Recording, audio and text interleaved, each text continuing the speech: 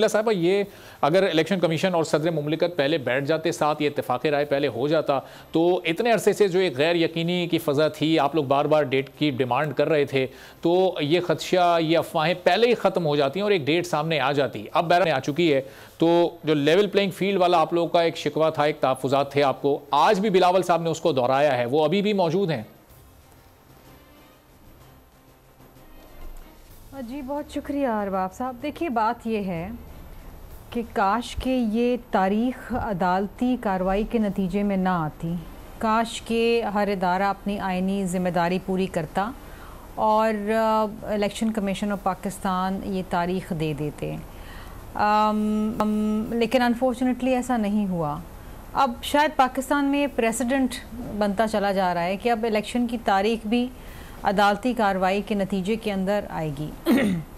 होना तो ये चाहिए था कि 90 दिन के अंदर इलेक्शंस होने चाहिए थे, इलेक्शन कमीशन को तारीख देनी चाहिए थी और फ्री एंड फेयर इलेक्शंस होने चाहिए थे, लेवल प्लेइंग फील्ड सबको मिलनी चाहिए थी। लेकिन अभी भी जो खदशात और जो मामलात और हालात आपके मेरे हम सब की नज़र के सामने हैं, वो यही हैं कि बिलखुसूस एक जमात है जिसको एक प्रेफरेंशियल ट्रीटमेंट दी जा रही है।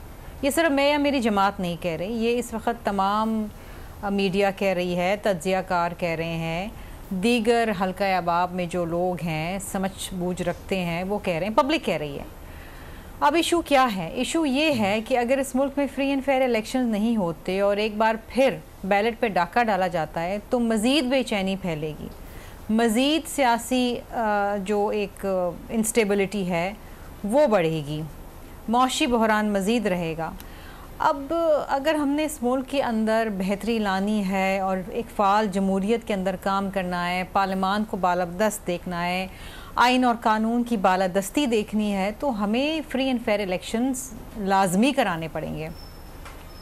देखिए 8 तारीख को इलेक्शंस हो जाएंगे, अल्लाह करे हो जाएं, मेरी ख्वाहिश है, मेरी ये आरज़ू है और शायद हो भी जाएं, मोस्ट प्रोबेबली हो जाएंगे। लेकिन वो कितने क्रेडिबल? शर्मिला साहब, ये अब इसमें शायद वाली तो बात ही नहीं है। आज चीफ जस्टिस साहब ने ये रिमार्क्स भी दिए हैं कि कोई इस बारे में कोई इबाहम में ना रहे। अब ये बिल्कुल क्लियर है। चीफ जस्टिस साहब ने कहा कि मैं जिंदा रहा तो इस पर अमल दरामद होगा। तो अब तो ये बिल्कुल क्लैरिटी हो चुकी है और अब तमाम जिम्मेदारी फिर इलेक्शन कमीशन के ऊपर है। ठीक है अरबाब साहब, इंशाल्लाह ताला मैं बड़ी पुरुम्मीद हूँ और मैंने कहा ना, देखिए किसी वक्त का पता नहीं चलता। क्या हमें पता था कि इस मुल्क में ज़लज़ला आएगा? क्या हमें पता था कि सैलाब आएगा? नहीं पता होता, लेकिन इफ्स एंड बट्स ये अननेचुरल चीज़ें होती हैं। लेकिन इंशाल्लाह हम बड़े पुरुम्मीद हैं कि इलेक्शन होंगे।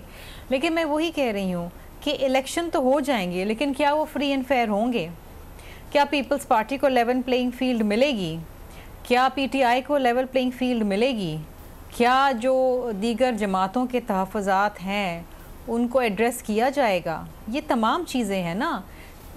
फ्री एंड फेयर इलेक्शंस का प्री रिक्विजिट है लेवल प्लेइंग फील्ड।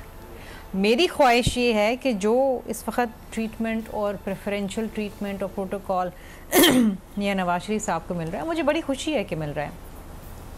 3 बार वज़ीर आज़म रह चुके हैं, 4 साल जिला वतनी के बाद वापस आए हैं, अपने सियासी मैदान में अपना कलीदी किरदार अदा करेंगे। मैं चाहती हूँ वो ट्रीटमेंट यूसुफ रज़ा गिलानी को भी मिले। मैं चाहती हूँ वो ट्रीटमेंट शाहिद खाकान अब्बासी को भी मिले, वो राजा परवेज़ अशरफ को भी मिले। मैं चाहती हूँ तमाम कैदियों की सज़ाएँ मुअत्तल हो जाएं, सब अपने अपने घर चले जाएं, अपने प्यारों के पास। ये बहुत सारी ऐसी चीज़ें हैं जिनके ऊपर एक सवालिया निशान है आने वाले इलेक्शंस के हवाले से, और इन सवालात को एड्रेस करना बहुत ज़रूरी है।